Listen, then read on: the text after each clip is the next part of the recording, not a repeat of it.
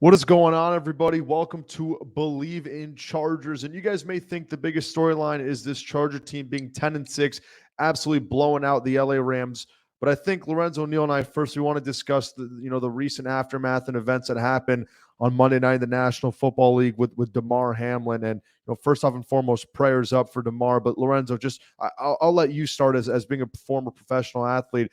Give me your whole thoughts on the situation.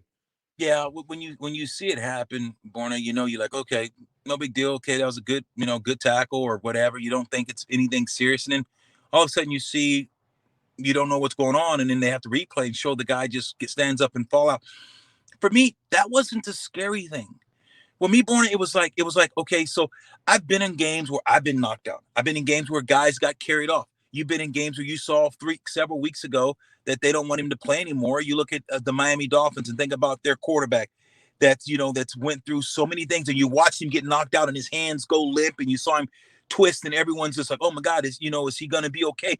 So we've seen big hits, guys even paralyzed, all those different things people have seen, and usually the game continues. But it was something different Monday night. And that's when I saw those men crying, and you were the first time if I've ever seen in my 17 years playing in the pros, 4 years of high school, all those other things, Pee Wee, I've never seen someone come out and put a defibrillator and try to shock someone and they stop breathing and it's mouth to mouth. You've seen some horrible and horrific injuries. But when you see men and Josh Allen, these guys crying and watching a guy trying to resuscitate, you know that if you're resuscitating, not good. It was so troubling to me, and I was like, man, and I was thinking, how are they going to try to play? I said, because I don't know what I would do if there was a good friend of mine like Ladanian or Sean Merriam or someone that I was Yeah. out on a football field and I watched that actually happen in real time, and then they're flatline. You can't think about football. You're like, oh my God, they got family, and you're on the team. You couldn't, and I kudos to the NFL for saying no. This is bigger than that. This is more than that. This is a game, and you're talking about someone's life that's still in critical condition. That seeing that Sure. he's fighting for his life. You couldn't play this game. Now the game has to be made up, and I understand.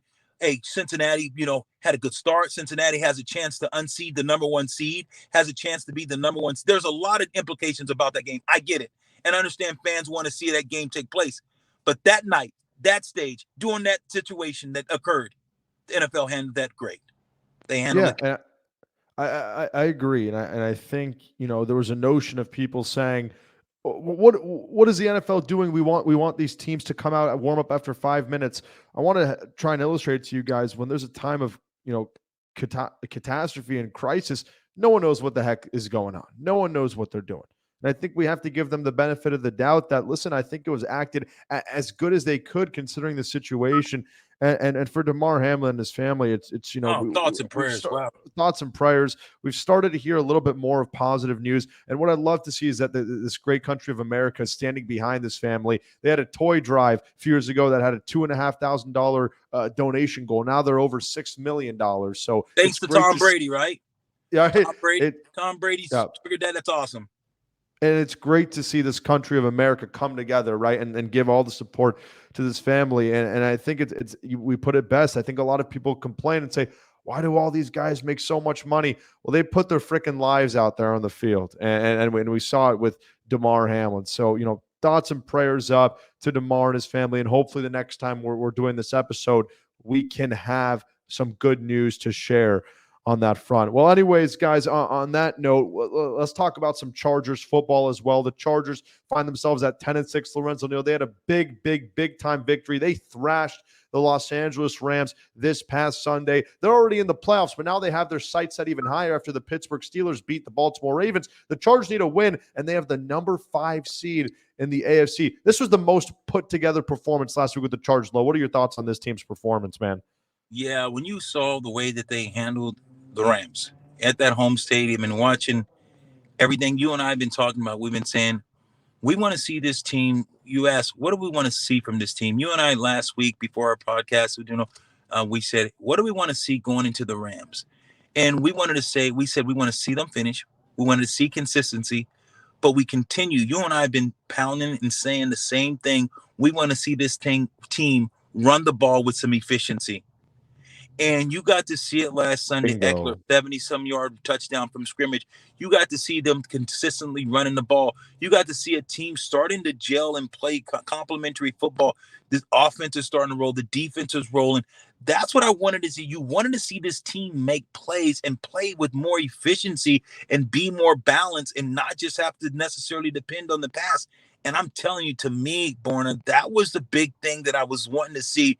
More consistency, more balance, and not just to run the ball, but run the ball with some efficiency and consistency. And I thought we got to see that on Sunday.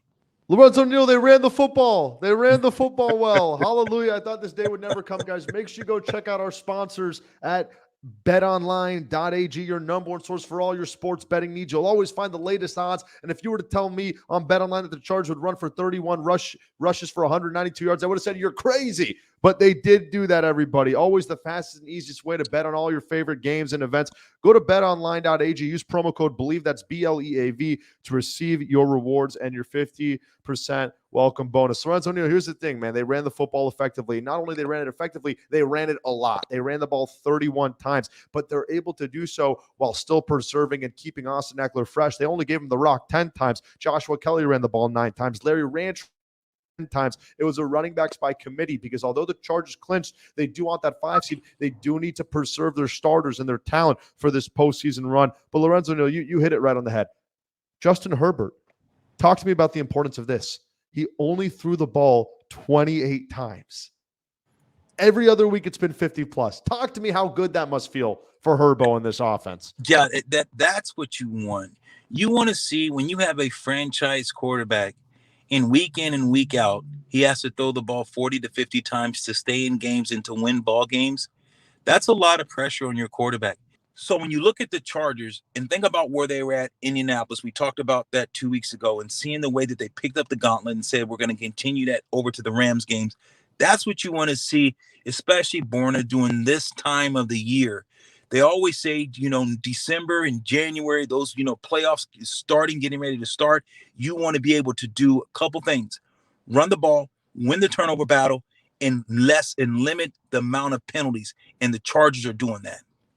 And listen, heading into Monday night, which was this Bills-Bengals game, before that, there were only 3 teams on longer winning streaks than the Chargers. It was the 49ers who had won 9 in a row, the Bengals with 7, the Bills with 6, and then it was the Chargers right behind them with 4 in a row. So you're starting to see this team get on a roll. And Lorenzo, I want to talk about this offense because I feel like most episodes as of late we've been spending time on this defense, but I do want to spend time on the defense one more time because they played well defensively again. And now it's been 5-6 weeks of this Chargers defense playing very, very well. They only gave up 10 points, and it wasn't a perfect performance, right? They didn't stop the run as good as they wanted to. They were a bit leaky in the run defense, but I'll tell you this right now. They still were able to generate a fantastic pass rush. Kyle Van Noy is playing out of his mind right now. And the biggest issue with this Chargers defense earlier on this season was that they kept allowing explosive plays. However, they only allowed 2 explosive plays in this Rams games, and they held them to 10 points. They limited Baker Mayfield to 132 passing yards and only 11 completions.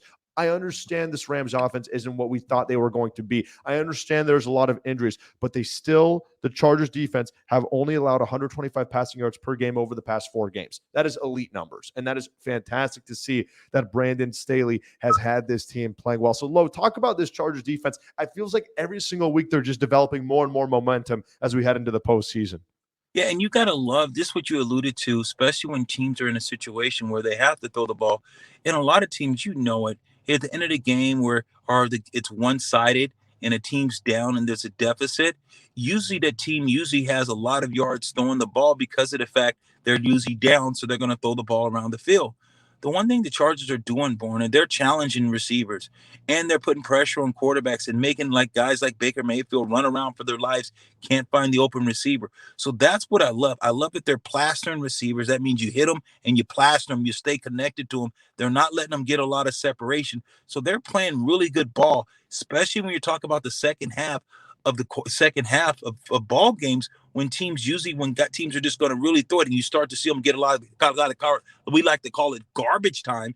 In the garbage time, usually you pad some numbers, but the Chargers understand that, and they're able to keep down those garbage pads as well. Absolutely. I want to give Chargers fans an update too as we're recording this in real time. Chargers injury report just came out, and you may be a little bit concerned. We see Justin Herbert's on the Chargers injury report. Left shoulder injury. It's supposed to be very minor. He practiced full today, but I do want to note to Chargers fans that he is on the injury report. Other guys like Trey Pipkins, Jamar Taylor, they've kind of been bouncing around. Derwin James got the full week off after the concussion in Indianapolis. He practiced in full today on Wednesday. So keep your eye on everybody on Justin Herbert. With that left shoulder, I know he got nicked up a little bit after a big hit. He should be okay. I just think, protocol-wise, the Chargers in the league, they have to report any kind of minor injury to the league. So Justin Herbert is on your injury report. Lorenzo, how do you kind of balance, wanting to get that 5 seed versus wanting to, rest your players in week 18 against the Denver Broncos? Because it's right in front of the Chargers. If they are the 5 seed, they are facing the Titans or the Jaguars. If they are the 6 seed, we'll see what happens with this Bills game. They're likely facing the Cincinnati Bengals. Do you care if you're the Chargers, or are you just going to try and rest your guys in week 18? It's tough. Well, with me, I think that your coach is going to look at this and say, look, if my guys are playing well right now and you got momentum going and you've been winning, you look at playing a team that's Denver that's not going to be playing necessarily for much. So you can say, look, let's get a lead and let's let some backup players play. And backups will go in there and they'll play well because of the fact they're saying, look, I have an opportunity to go out on the field and play. So I want to hold it down. And that's what the starters want. But yeah, if you're the Chargers, you want to go out there and let the starters play. Treat it like preseason. Go in there, let them play the first half. You can scoreboard watch, and if something's going on, you get the scoreboard watch. It'll dictate or let you know what's coming. And with that being said, that's when you know what to do that you can or cannot do. And if you're the Chargers, you're like, okay, who do you want to play? Who do you want to play? You look at Cincinnati and you say, okay, if you're playing the Cincinnati Bengals, you're going to have to score a lot of points. It's going to be a shootout, and you're going to have to travel either way, no matter what, right? So I think if you look at it like that, you're saying, I look at Jacksonville, a Jacksonville team that's not proven in the playoffs yet. So you're saying a team that really embarrassed us. If I'm the Chargers, if I'm looking at it as a Chargers player, I like to play Jacksonville because Jacksonville, really? they smack me around. Even though I think Jacksonville is probably hot, they are a very hot team. I'm right rooting now for Tennessee. Well, if Tennessee stuns Jacksonville, I would be joy to go to Nashville. Oh my goodness! Oh yeah, no, me too. I'm just saying that's not going to happen. So it's not going to happen. Yeah, but no. I'd rather play Tennessee Titans without a doubt with the backup quarterback. No question. Bring on the Titans. Yes. Yes, I'm with you, brother. I'm sorry. Totally with you. But I just don't see the Titans beating Jacksonville. I think Jacksonville right now, they're playing great ball. And that's why a little bit, if you're the Chargers and if you can go to Jacksonville and win, I'm telling you right now, if they go to Jacksonville and win, I believe that they can actually make it out of the AFC. Because if you can beat Jacksonville as well as they're playing defensively and offensively, I'm telling you, I think the Chargers will be the team to beat because Buffalo, I don't want to play them. And that's why I think if Cincinnati handles that, Buffalo, to me right now, they've been inconsistent, especially and Josh Allen's been playing short. So Buffalo doesn't scare me. The weather scares me in Buffalo. That's the only thing. But if you can get I got a question for you. Sorry to cut you. I got a question for you, but it's on my mind. I know it's gonna be on our listeners' mind. What happened with Damar Hamlin? Something like that with the Buffalo Bills. Does that bring your guys together, or does that absolutely collapse your team? No, see, I think it's a great question. I think it brings your guys together. I don't think it collapses. Now, here's the deal. Now, if it would have been a hit, brother, if you would have seen a guy helmet to helmet, you think about, oh my God, this football's a violent sport. But what happened? Hopefully, he's going to be okay. But it wasn't something that is jaw dropping. You see what I'm saying? It's not a lift. You say, oh my God, how you looked and said, what happened? That's what I think is the saving grace. I just think that these guys are just tough because it's one of the fallen brothers. But I remember we were playing in San Diego at the time when it was the Chargers and Stephen Foley. You remember Stephen Foley got shot and he was a great linebacker. He was on a roll and the team rallied. We wanted to win the Super Bowl, wanted to get, go on a run. We ended up going on a run. I think we won like 8-9 straight after a horrible incident happened to Stephen Foley, who was never able to play football again. So I don't think it brings your team apart.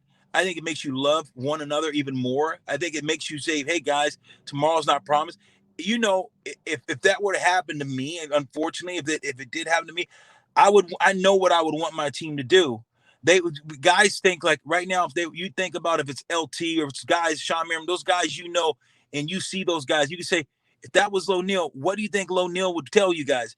If he was, if he couldn't speak, they know what my heart is. Just like Hamlin, those guys in that locker room on that team know that the best thing they can do is win and play football in honor of him. That is the biggest gift, I'm telling you. And besides prayer, and besides prayer, that's what he would want, is to go out there and those guys to play and play even harder for him.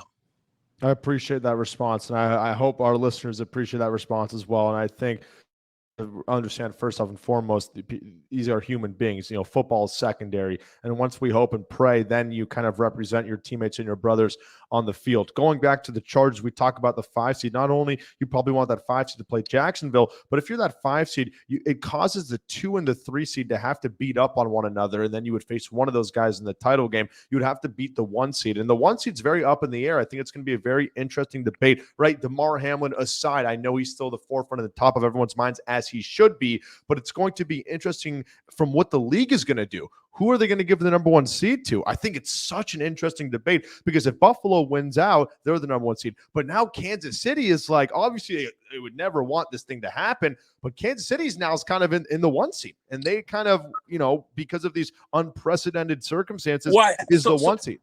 So explain. So they might just say whatever the score was. They might just say whoever was winning won that game. I think they're going to give a tie, or I think they're going to do something off win percentage.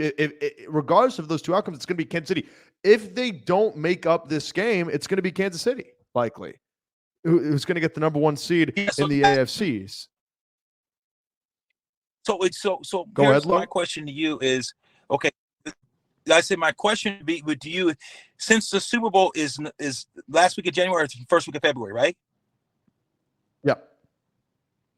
So since the Super Bowl, could you see the league saying, hey, could the leagues possibly say we got to play this game this Thursday and then play again next Sunday to extend the week by week? Because it's going to be tough, because Buffalo wants to be the number 1 seed, but yeah, Buffalo at the same sense.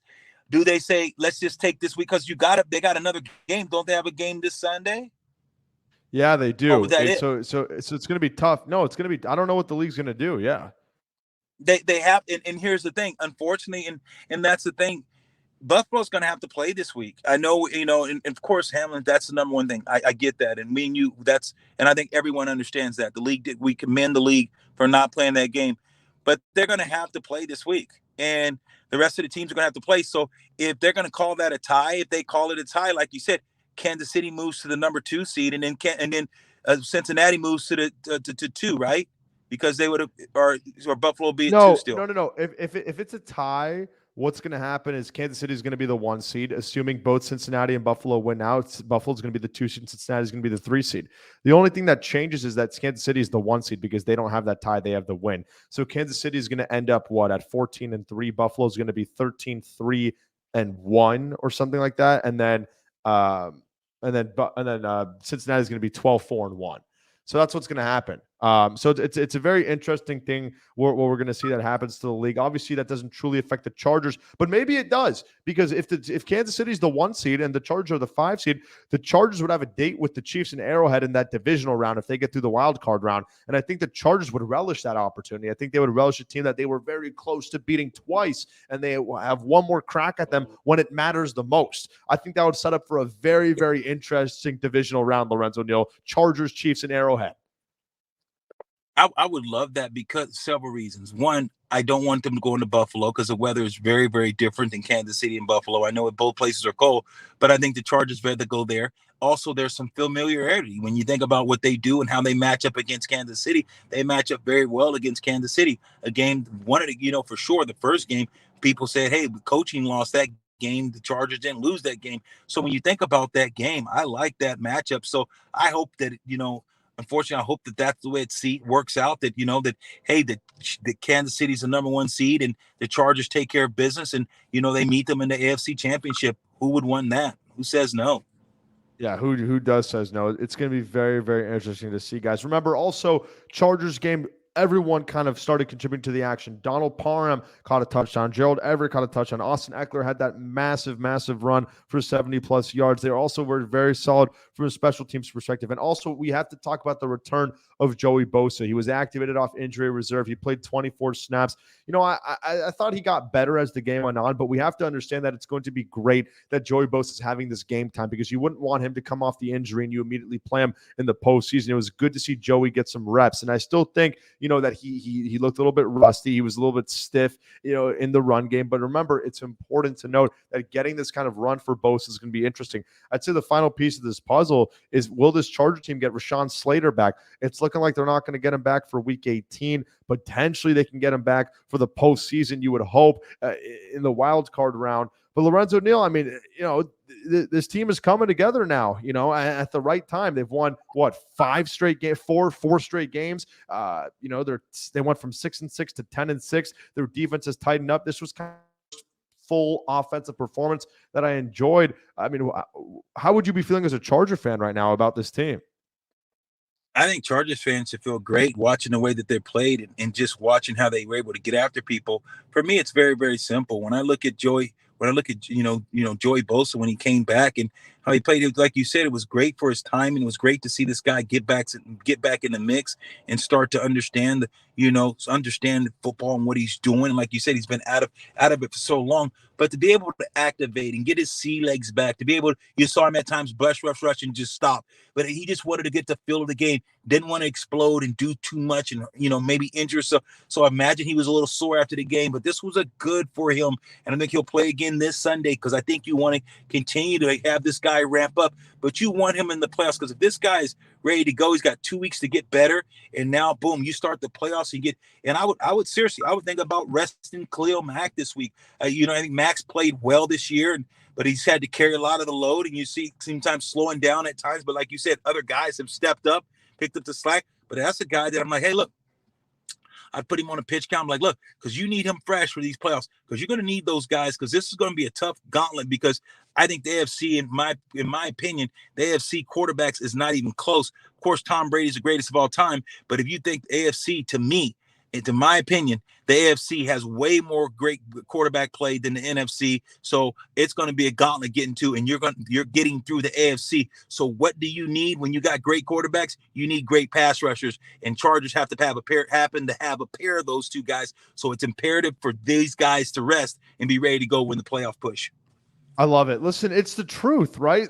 It's not about, are you good in September, October, November? It's about getting hot at the right time. You take a look at the NCAA tournament, March Madness. We've seen a lot of Cinderella teams. At last, St. Peter's, they almost made a Final Four, 15 seed. It's all about getting hot at the right time. And the offense right now is as good as it's been all season. The defense is red hot. The special team, surprisingly, has been the most consistent thing about this team all year long. Couple that with having most of their key players back, and this Chargers team, guys, can make some serious noise. They're still missing their starting left tackle, and I think they're going to get him back pretty soon. What happens if LA gets the 5th seed and they play the Jags, and then they win that after a second win, a conference championship? There we go. The roll can start to begin for the Chargers. Now, listen, we're not here to calculate ways that they're going to make a Super Bowl, but we're here to tell you the facts. And the facts are right now this team is playing their best football of the year at the best time of the year. If you were to tell me, and Lorenzo talked about it, this team had to weather some huge storms, so some massive storms, losing 8, 9, 10 key players, their entire Pro Bowl players at a certain point of the season, and they never really fell below 500. If you notice, they were at 500, but they never fell below 500. And they were 5-5. They go to Arizona, they convert a massive 2-point conversion to win that game 25-24. They weather the storm. Right after that loss in Vegas, they haven't lost a game. So what is the point? This team is battle tested. They're resilient, and there's no such thing as a Super Bowl team that doesn't have any of those characteristics. So the Chargers right now have the DNA to make a big time run at a championship. Now, are there still flaws with this team? Absolutely. Does the offense still make me want to pull out my hair? Absolutely. But nevertheless, they've proven to me that they can win games, and they can now start to beat good teams, not only mediocre teams. So Lorenzo, I mean, listen, at the end of the day, there's not much more to talk about. I just want to see this team compete for a championship. And I think right now, considering everything that this team has gone through earlier on the year, we can't be complaining too much about where this team stands, huh? No, you can't. They always say you can't pray for rain and complain about the mud. I tell you what, we had a lot of mud and had a lot of rain. And that's a good thing. Everyone's talking about it. We need more rain and we're getting it. So, hey, the Chargers are where they want to be. They weathered their storm. They got, you know what? They got guys healthy. Guys are coming back full force. This is a great opportunity for the Chargers. They got in the dance. That's what all we wanted. We said, have an opportunity to be playing in January and February. Just give yourself the chance. What if this team didn't give itself the chance, like the Raiders losing 8 games by one score? Think about this team. If you could have been, you're the Raiders. There's so many teams out there to say, man, we're so close, but yet so far. The Chargers had everything go against them, losing, like you said, 8, 9 Pro Bowl players, caliber players, and losing them for a significant amount of time, and still able to weather the storm and just have the opportunity to say, guess what? We have a chance to go to the Super Bowl. We have a chance. We have earned the right to be in the postseason. That's big. So people can't complain. Charger fans, be happy. Chargers fans, be excited, because you know what? There's a lot of teams that are at home after this week and won't have the opportunity to compete for a championship.